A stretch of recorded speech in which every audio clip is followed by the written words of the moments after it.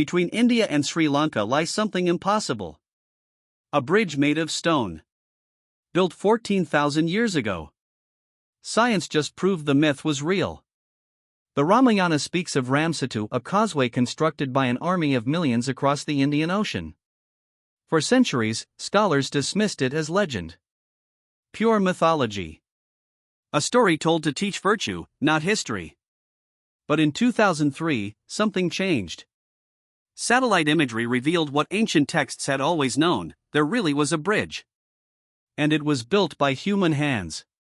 The structure stretches nearly 30 kilometers from the coast of Tamil Nadu to Sri Lanka. Its name means Ram's Bridge. Its age is incomprehensible. Yet its stones tell a story that archaeology and mythology have been trying to reconcile for decades. Imagine an ocean you must cross. No boats. No technology. Only determination and faith. This was the challenge before Ram's army in the ancient narrative. The seas had become impassable. Political enemies controlled every route. Time was running out. According to the Ramayana, Ram called upon his greatest engineer, Nala, a divine architect whose gift was making impossible structures manifest. Nala designed a strategy so audacious that no king had ever attempted it. He would not build a bridge over the water. He would build a bridge through it. But how? The technology required would need to understand ocean currents, tidal patterns, and the behavior of stone in saltwater. The engineering required would demand precision beyond what ancient mathematics should have allowed. And the labor moving millions of tons of stone across open water seemed to exist only in the realm of myth.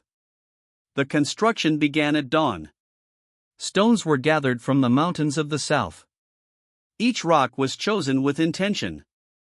According to the ancient texts, stones marked with the name Ram would float on water, a detail that seemed impossibly fantastical until modern geology entered the conversation. Pumice. Volcanic rock. Extraordinarily porous, it can indeed float when freshly erupted. Geological surveys of the Ram Setu site have identified deposits of such stone, mixed with standard basalt and granite. The builders understood something fundamental about material science. They understood buoyancy. They understood load distribution. They understood tidal mechanics. The construction happened in phases. Underwater surveys conducted in 2007 revealed precisely arranged stone formations, not random debris, but engineered structures showing clear intentionality. The stones were placed in specific patterns, creating causeways that would allow passage even as the tide shifted. The bridges were not solid walls. They were intelligent designs that allowed water to flow while supporting weight. The army worked for what the ancient texts suggest was months. Possibly years. Moving stone by stone, layer by layer, across kilometers of open ocean. Then came the moment of truth. The first crossing. Did it hold? Yes. The bridge stood. Not just as myth, but as engineering reality. What happened to Ram Setu after its triumphant moment?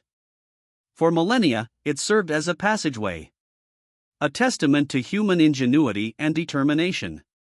Then, gradually, the ocean reclaimed parts of it. Tidal changes, seismic events, and natural erosion transformed the bridge from a fully traversable causeway into scattered formations. What remained visible was enough for later civilizations to see and wonder.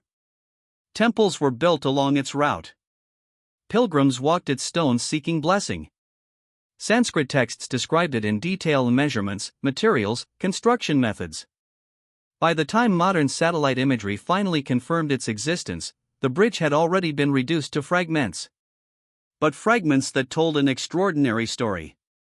In 2016, geological and oceanographic studies published in peer-reviewed journals confirmed that the Ram Setu was built during the last ice age, possibly between 12 to 14,000 years ago.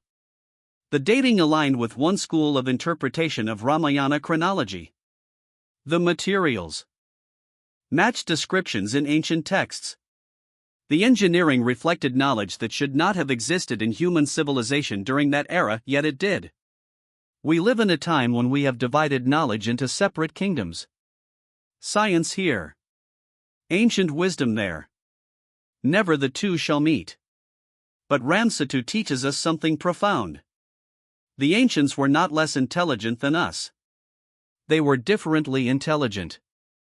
They possessed knowledge encoded in story, ritual, and architectural legacy. That knowledge was real, functional, effective.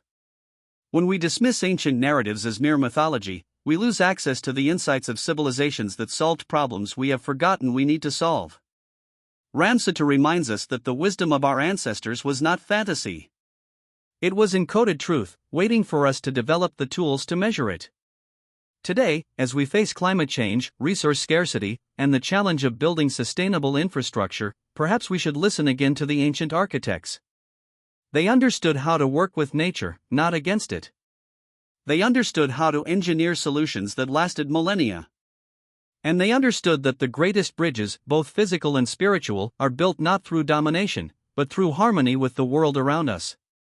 The stories of Bharat hold secrets that science is only now beginning to decode. Subscribe to this channel to explore more mysteries where myth and reality finally reveal their hidden connection. The past is calling. Are you listening?